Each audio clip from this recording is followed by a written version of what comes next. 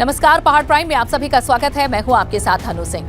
Corona पूरी दुनिया को डरा रहा है। इस बीच हिंदुस्तान भी पूरी ताकत के साथ कोरोना से लड़ने की तैयारी कर चुका है। कोरोना के खिलाफ ये लड़ाई उत्तराखंड में भी चल रही है। सभी अस्पतालों में आज स्वास्थ्य विभाग की मॉक ड्रिल हुई। कह सकते हैं कि वायरस के वॉर का फाइनल ट्रेलर शुरू हो चुका है।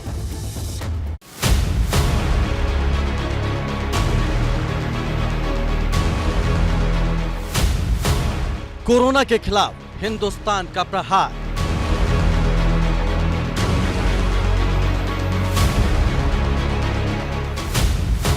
महामारी आने से पहले ही फुल प्रूफ प्लानिंग।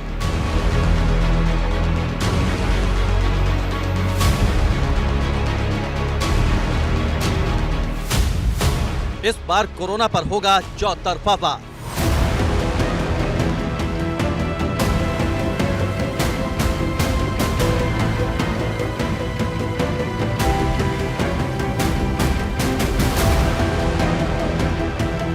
कोरोना महामारी लौटने की आशंका को लेकर उत्तराखंड में सरकारी मशीनरी हरकत में आ गई है। अस्पतालों में इस समय कैसी व्यवस्थाएं हैं, ये परखने के लिए मॉक ड्रिल करवाई गई।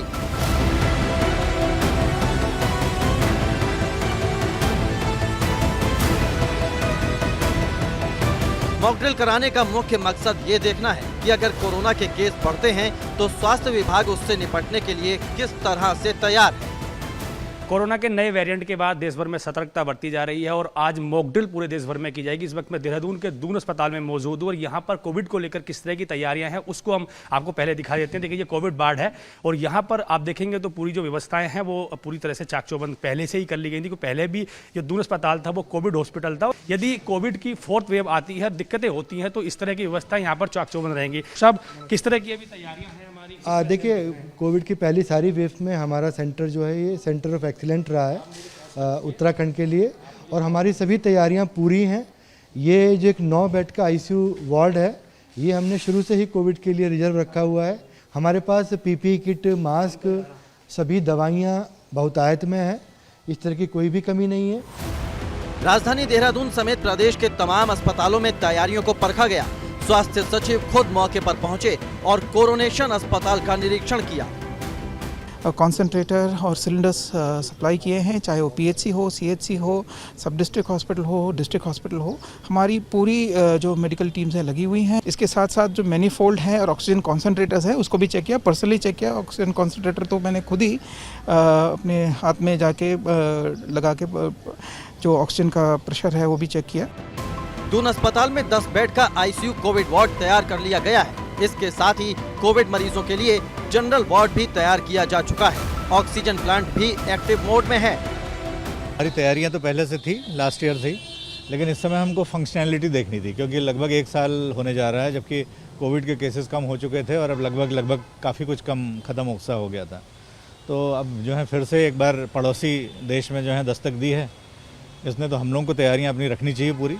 तो उसी के परिप्रेक्ष्य में जो है आज पूरे हिंदुस्तान भर में जो है मॉक ड्रिल का ये किया गया है। तो इसमें हम लोग देख रहे हैं कि हमारे जो इंस्ट्रूमेंट्स हैं उनकी फंक्शनैलिटी क्या है, हमारे पास कितने बेड्स हैं, ऑक्सीजन जो हमारे प्लांट्स हैं उनके फंक्शनैलिटी, तो ये सारी चीज़ें देखी जा रही हैं। पूरी दुनिया में जिस तरह से कोरोना के केस बढ़ रहे हैं, ऐसे में इस बात की पूरी आशंका है कि कोरोना हिंदुस्तान में भी कहर बरपा सकता है। ऐसे में प्रदेश सरकारें अलर्ट हो गई हैं और कोरोना को लेकर पहले से ही तैयारियां दुरुस्त की जा रही हैं। एबीपी गंगा के लिए देहरादून से पंकज राणा की रिपोर्ट। और चलिए अब खबरों में आगे बढ़ेंगे एक बड़ी खबर के साथ। रुद्रपुर से खबर, जहां कछुओं की तस्करी का मामला सामने आया है। पुलिस ने तस्करी के आरोप में 2 लोगों को गिरफ्तार किया है। आरोपियों के पास से 293 कछुए बरामद किए गए हैं। यूपी के मैनपुरी से ये कछुए लेकर आए थे। बरामद कछुओं की कीमत 6 लाख रुपए बताई जा रही है। 293 कछुए हैं जो इन आरोपियों के पास से बरामद किए गए हैं। फिलहाल इनसे पूछताछ की जा रही है।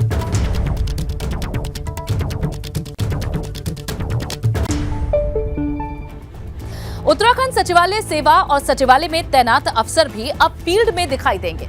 मुख्यमंत्री पुष्कर सिंह धामी ने सचिवालय स्तर के अफसरों, अनुभाग अधिकारियों की समीक्षा बैठक करते हुए महत्वपूर्ण विषयों पर अपनी सहमति दी है। सुशासन और पारदर्शी कामकाज हो रहे पर अब मुख्यमंत्री पुष्कर सिंह धामी ने खास फोकस रखा है।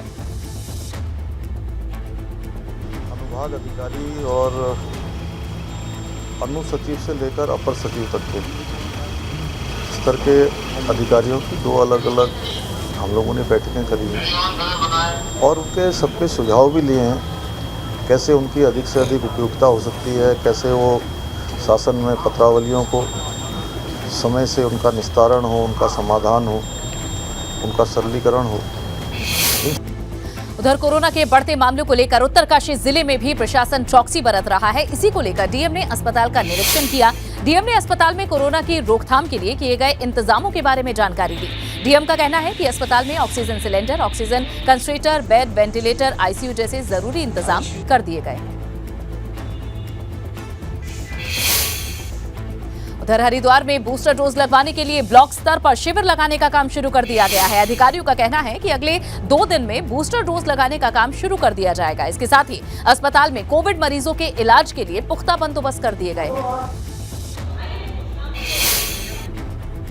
पौड़ी में भी नोडल अधिकारी ने सरकारी अस्पताल का निरीक्षण किया है। इस दौरान उन्होंने अस्पताल में कोरोना से बचाव के लिए की गई व्यवस्थाओं का जायजा लिया। इस दौरान नोडल अधिकारी ने अस्पताल में मौजूद ऑक्सीजन कंसंट्रेटर समेत ऑक्सीजन प्लांट का भी निरीक्षण किया।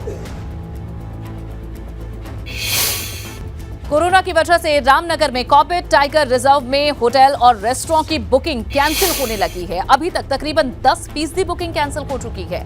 न्यू ईयर के मौके पर होटल और रिजॉर्ट की बुकिंग फुल हो चुकी थी, मगर जब से कोरोना का अलर्ट आया है बुकिंग कैंसिल हो रही है, जिस वजह से होटल कारोबारी परेशान है।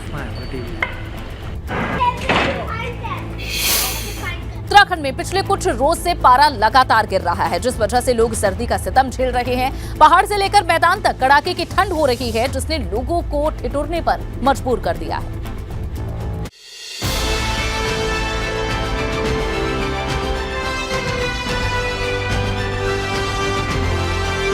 दिसंबर महीने की विदाई के साथ ही उत्तराखंड में पारा गिरने लगा है। रामनगर में सुबह और शाम के समय कड़ाके की ठंड हो रही है। सुबह के समय कोहरे की चादर छाई हुई है, जिससे विजिबिलिटी काफी कम हो गई है। सर्दी बढ़ने पर नगरपालिका की तरफ से अलाव की व्यवस्था की गई है। शहर में कई जगह पर अलाव जलाए गए हैं। ठंड के मौसम को देखते हुए नगरपालिका रामनगर द्वारा 4 स्थानों पर अलाव की व्यवस्था की गई थी। कल एक स्थान पर और बढ़ाया गया है और इस प्रकार मेरे द्वारा स्वयं भी क्षेत्र का भ्रमण किया जा रहा है, जहां आवश्यकता प्रतीत हो रही है और इसको बढ़ाया जाएगा। न्यू ईयर से पहले पहाड़ों में कुदरत सैलानियों पर मेहरबान होती दिख रही है। उत्तरकाशी की हर्षिल घाटी में बर्फबारी हुई है। इस बर्फबारी के बाद हर्षिल घाटी में बर्फ ही बर्फ नजर आ रही है।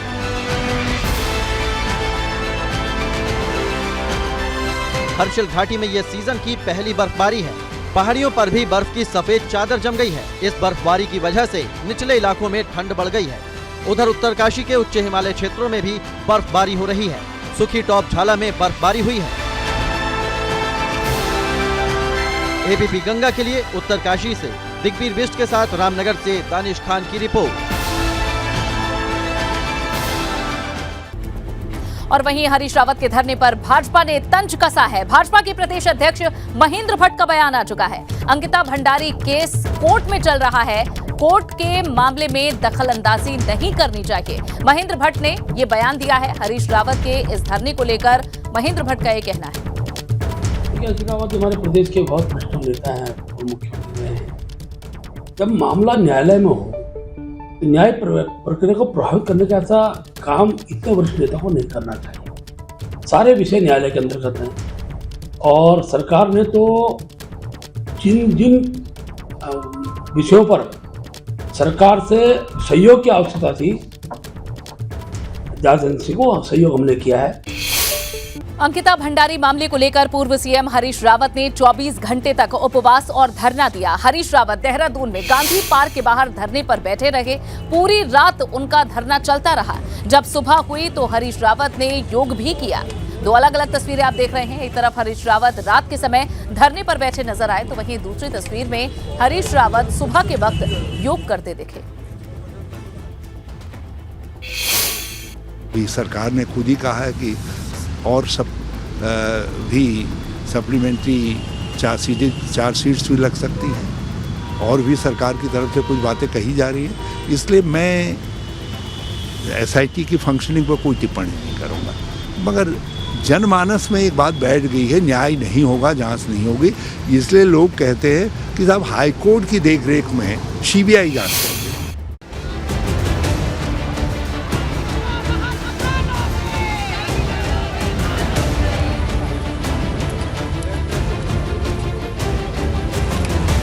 हरीश रावत का योग सत्याग्रह।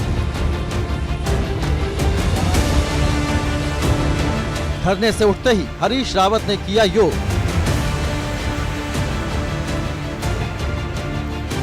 पूर्व CM हरीश रावत का अपना अलग ही अंदाज और मिजाज है।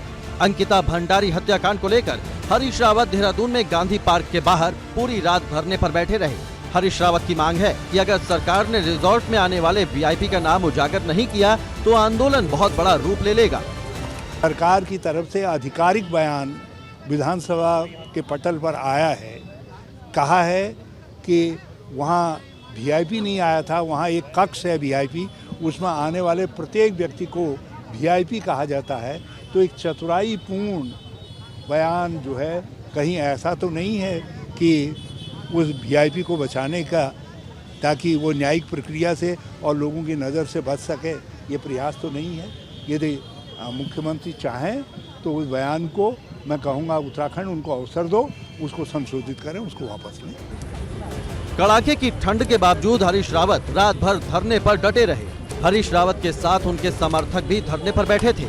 सर्दी दूर करने के लिए अलाव का भी इंतजाम किया गया था, तो वहीं एक टेंट भी लगाया गया था, जिससे कि कुछ देर के लिए आराम किया जा सके।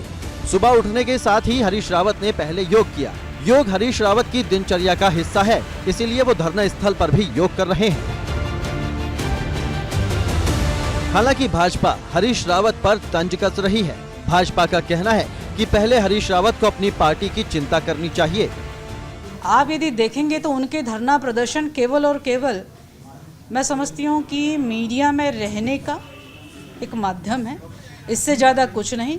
यदि वो बहुत कुछ कर रहे होते तो मुझे लगता है कि जो कांग्रेस की प्रतिदिन जो है, जो दिन प्रतिदिन जो गिरावट आ रही है, चाहे संख्या बल से चाहे वैचारिक रूप से, मैं समझती हूँ कि उनको उस पर चिंतन करना चाहिए।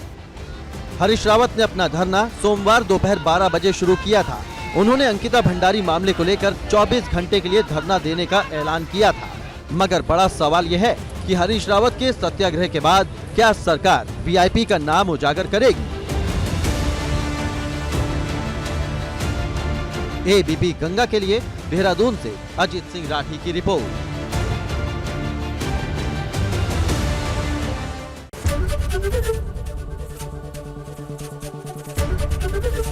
ABP गंगा, खबर आपकी, जुबान आपकी।